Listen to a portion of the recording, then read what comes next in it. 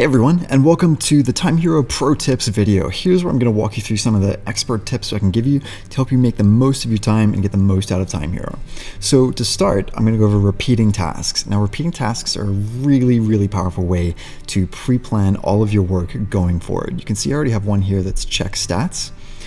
This is scheduled weekly on Friday. It's due 1 week later, and it's until May 31st, 2020. Let me just walk through some of the rules here. So we provide a bunch of presets that you can use to repeat your tasks, including every weekday, once a week, every week on Thursday, monthly on a certain day, monthly due at the end of the month, and I'll walk through this in a second, annually on June 27th, so that's once a year.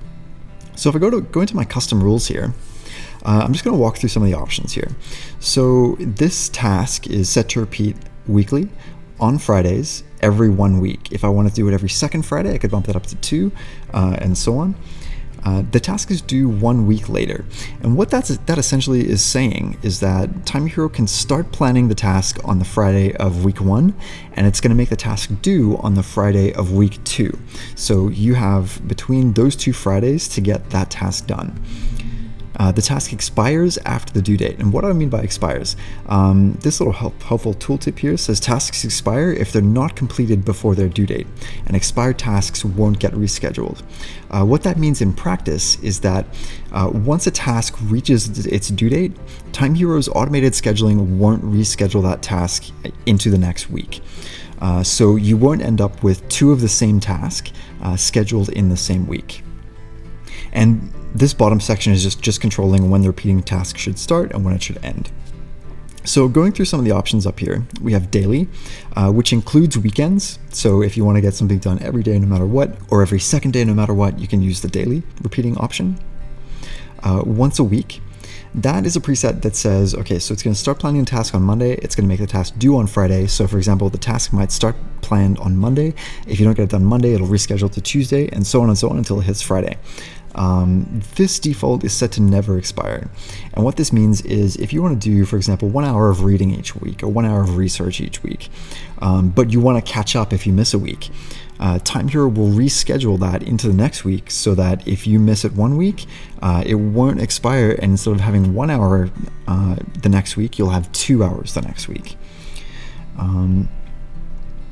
Repeating monthly gives you basically those same controls, but on a monthly basis. So you can say you want to start working on this task on the first day of the month, second, third, fourth, fifth, etc. You can say by day or by date. So you have the option of the first Wednesday of the month, and then the same for due date. So you have very fine control over when the task is due in that month. And this is useful if you need to do, for example, a monthly report, but you only get enough data to do this report starting in the middle of the month, so say on day 15.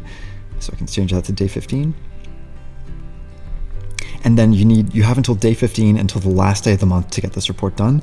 This is a really useful option for that. Annually, basically the same thing. You pick a date within the year that you're able to earliest work on that task, and then the same for the due date. The last possible date you can work on that task, and then TimeHero will schedule it within that range. So repeating tasks are a really useful way to get your work into your calendar on a repeating basis so that you don't forget anything. Next, I'm going to look into filtering. Now, filtering is available in a lot of places, and it's just, if you look for this icon up here, it's basically a way to search using advanced parameters. So I'm actually going to jump to my tasks view here, and what this view does is it pulls together all of the tasks from all of the different projects and folders in my team. Right now, it defaults to my tasks. What I'm going to do is I'm going to jump to my advanced search icon up here. I'm going to say the assignee is anyone, and I want to see if there's any tasks that are behind. And what behind means is tasks are scheduled past their due date. So there's still a chance of saving them and doing them before they're due, but the way TimeHero's schedule stands, it wasn't able to schedule it before its due date. So I'm going to search for any behind tasks, and I can see that there's one here assigned to Jan. And this task is due July 2nd, but it's planned July 3rd. So using this, I can find these tasks, and I can do things like change the priority or change the due date, or message Jan and see if she has any extra time to work on this, just to kind of make sure that this gets done on time. Some more options that you get in filtering. You can filter by priority, whether the task is completed or whether it's unplanned. Choose an assignee, choose who a follower of the task is, what the estimate is, whether it's less than or greater than a certain amount. The risk level, which I just showed you, you can search by start date, by due date, when the task was created or modified, and who the task was created by. So that's kind of an overview of filtering. And again, filtering is available pretty much everywhere you see a list of tasks, including your inbox, including projects.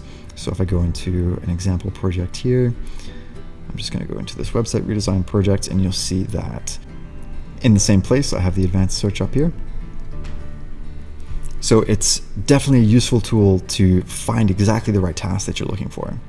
The next thing I want to show you is keyboard shortcuts. My go-to keyboard shortcut is Command K. On a Windows computer, it's Control K.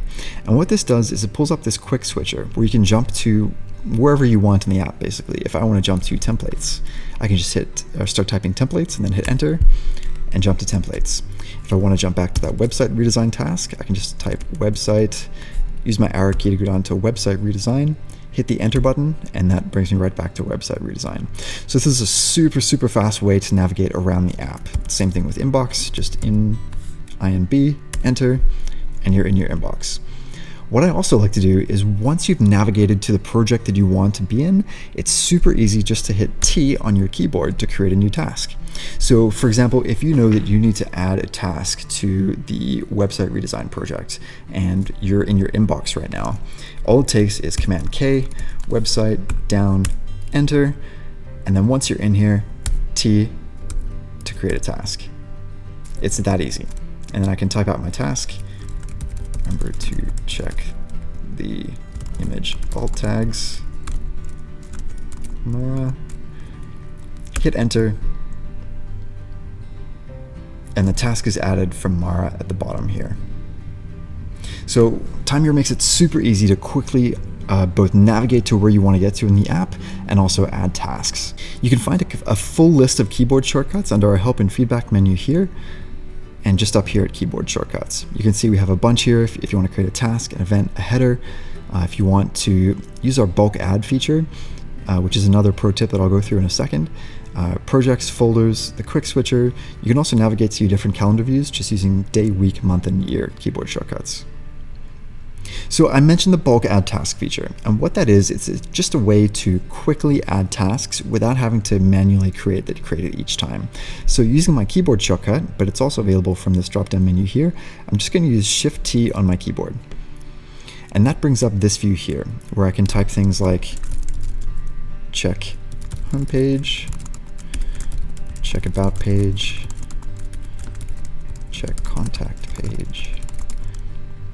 And then this fully supports any duration, any work estimate or priority or due date or start date as well. So I can say, for example, for this one, the contact page is really important, so I'm going to mark this high priority, and I'm going to say that this is due on Wednesday. And if I click add, all three of these tasks get added, assigned to the right person using the due date and the priority. So that's just a few pro tips you can use to make the most of your time in TimeHero.